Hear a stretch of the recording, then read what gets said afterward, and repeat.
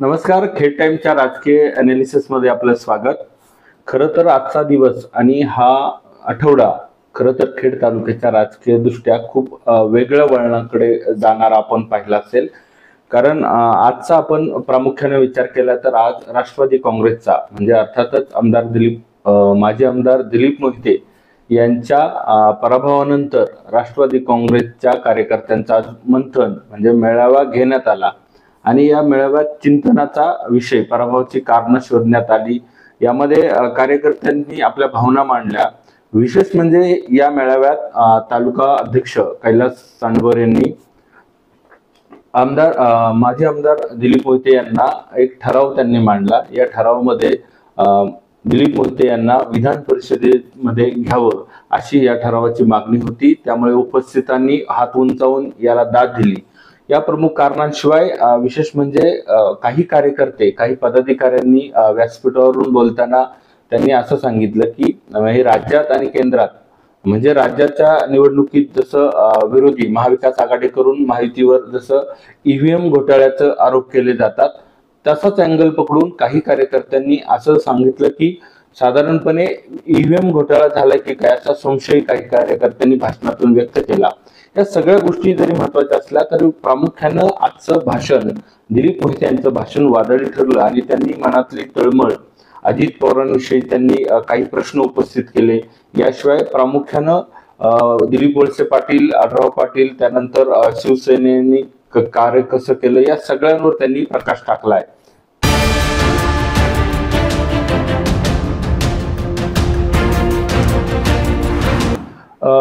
माजी आमदार दिलीप मोहिते यांनी पराभवानंतर त्यांचं पहिलं भाषण होतं.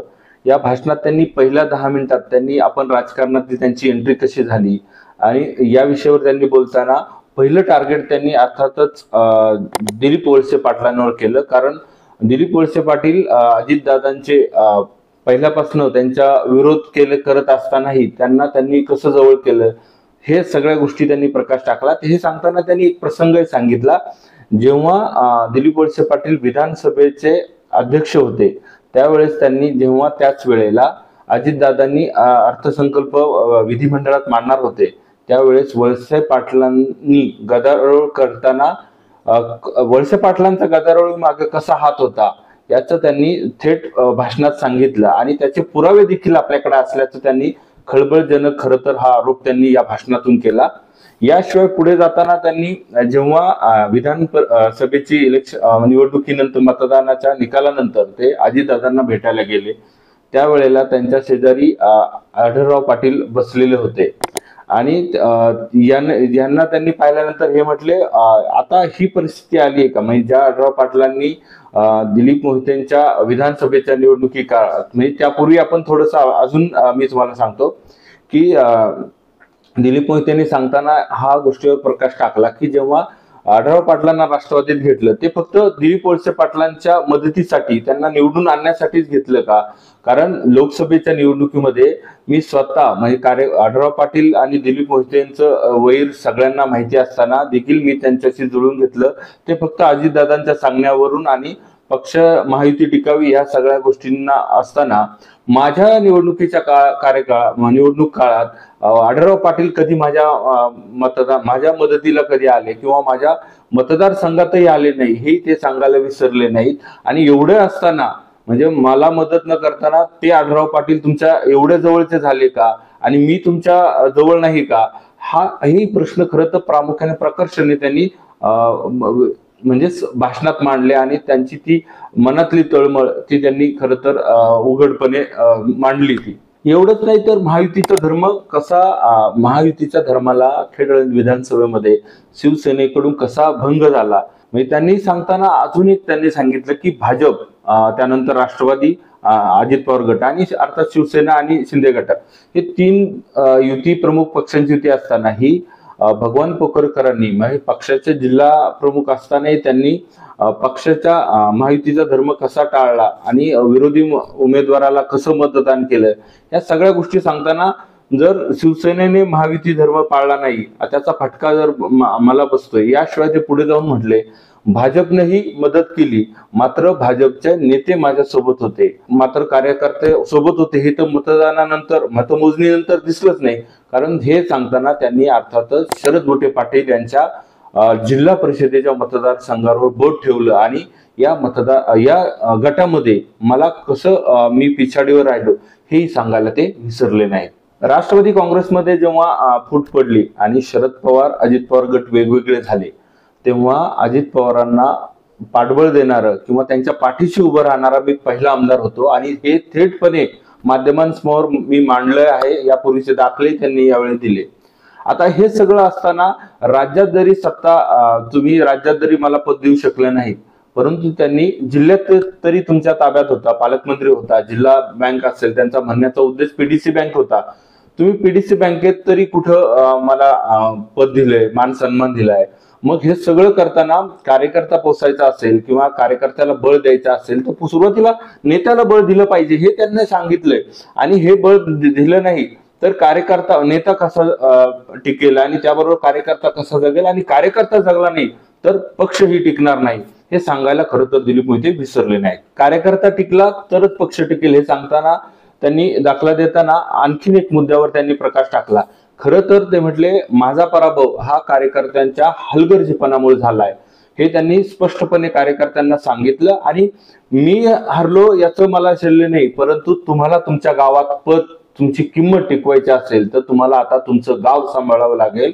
गावात तुमची किंमत टिकवण्यासाठी तुम्ही आता कामाला लागा. आणि माझं तर झालं, ते म्हटले माझा पराभव झाला, मी तो पचवला देखील, मी आता उभारी घेतली आणि आता मी तयार आहे पुढच्या राजकीय वाटचालीसाठी. परंतु आता कार्यकर्त्यांनी तुम्ही स्वतः तुमचं राजकीय करिअर घडवण्यासाठी तुम्ही तयार व्हा हे सांगताना त्यांनी कार्यकर्त्यांची कानउघडणी केली. कार्यकर्त्यांची कानउघडणी करताना त्यांनी अजून एक मुद्द्यावर म्हणजे स्पर्श केला. पक्ष माझ्या पाठीशी उभा राहिला तरच मी कार्यकर्त्यांच्या पाठीशी उभा राहील आणि त्यानंतरच कार्यकर्त्यांना बळ मिळेल.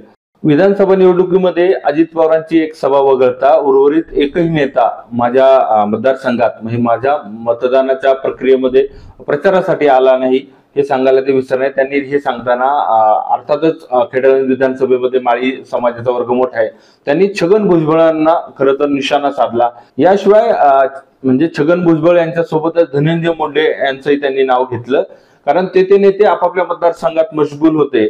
अजित पवारांची एक सभा वगळता कुणीही मतदारसंघात आलं नाही.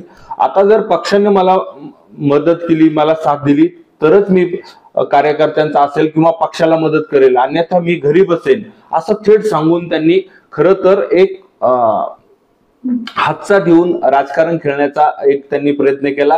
आता या खेळीमागं त्यांना कदाचित ते जरी उघड म्हटले असले, मला विधान परिषद नको किंवा मी मागच्या दाराने जाणारा नाहीये, मी सरळ बोलणार आहे, सगळ्या गोष्टी थेट करणार आहे, परंतु या सगळ्या मागे त्यांना पक्षानं विधान परिषद द्यावी, याशिवाय त्यांचं पुनर्वसन कुठेतरी करावं म्हणजे मी पक्षाला ताकद देईल हा सगळा आहे. परंतु त्यांनी थेट सांगायला विसरले, मला पक्षानं जर मदत केली, सहकार्य केलं, माझं अर्थात पुनर्वसन केलं तरच मी पक्षाचा आहे, अन्यथा मी पक्षाचा नाही. दिलीप मोहिते यांच्या एकूण 43 मिनिटाच्या भाषणामध्ये शेवटच्या 10 मिनिटावर त्यांनी खरं तर सद्यस्थितीवर प्रकाश टाकला आणि अर्थातच त्यांनी बाबाजी काळे आणि तालुक्याचे वाटोळे हे नवं स्लोगन त्यांनी तयार केलं. आता हे सगळं सांगताना त्यांनी म्हणजे बाबाजी काळे यांच्या घरातले सगळे ठेकेदार कसे झाले, त्यानंतर त्यांचे भाचे यांनी तहसीलदाराकडे जाऊन हप्तेगिरी कशी असते याचं ते चर्चा केली आणि याच्यावर सुद्धा त्यांनी भाष्य केलं. यावरून त्यांना आता ते सांगायचं भविष्य काळात तालुक्याचं कसं भविष्य असेल हे सांगायला ते विसरले नाही. पुढे जाऊन त्यांनी दुतोंडी कार्यकर्ते म्हणजे जे आता विद्यमान आमदार बाबाजी काळे आणि दिलीप मोहिते यांच्याकडे फिरकताना दिसतात त्याचे त्यांनी संदर्भ या दिले. या दुतोंडी किंवा दोन्ही दगडावर पाय ठेवणाऱ्या कार्यकर्त्यांनाही त्यांनी सांगितलं. याशिवाय पुढे जाऊन ते असे म्हणले, तालुक्यात म्हणजे आजपर्यंत जे अवैध धंदे सुरू होते म्हणजे अर्थातच दिलीप मोहिते यांनी त्या अवैध धंद्यांना पाठबळ दिलं हे त्यांच्या बोलण्यातून खरं तर आपल्याला दिसून आलं. त्या धंदे आता यापुढे त्यावर सनदशीर मार्गाने मी त्यावर लक्ष ठेवून असणार आहे हे सांगितलं. परंतु हे सांगत असताना त्यांच्याच कार्यकाळात हे अवैध धंदे म्हणजे साधारण गौण खनिजे विषयी त्यांनी बोट ठेवलं आता जर त्यांच्या कार्यकाळात हे चालू ठेवलं आणि आता दुसऱ्या आल्यावर ते सनदशीर मार्गाने त्याच्यावर लक्ष ठेवणार आहे, हा त्या वादातील मुद्दा त्यांनी एक उपस्थित केला आहे.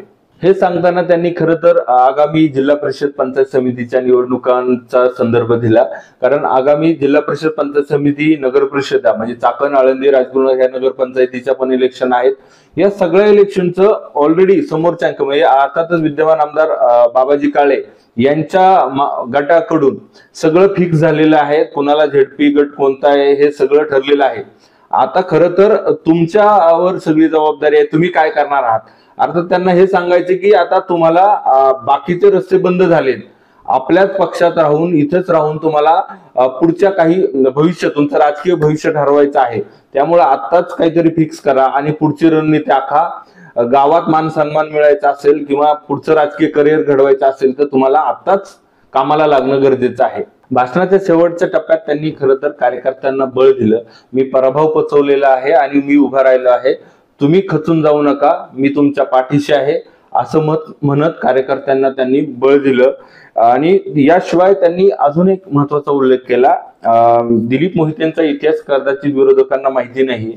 मी यापुढे साम दाम दंड भेद हे सगळे प्रयोग राबवणार आहे आणि या प्रयोगासाठी, या माझ्या प्रक्रियेसाठी नव्या तुम्ही तयार राहा हे सांगायला विसरले नाहीत.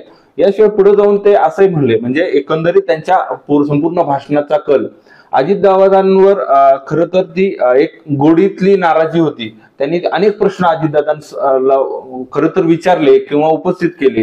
हे सगळं सांगत असताना आपण सगळी पक्ष बांधणी सगळं काही करणार आहोत, त्यासाठी आपण अजितदादांच्या पाठीशी उभं राहू हे सांगायला ते शेवटाला विसरले नाहीत.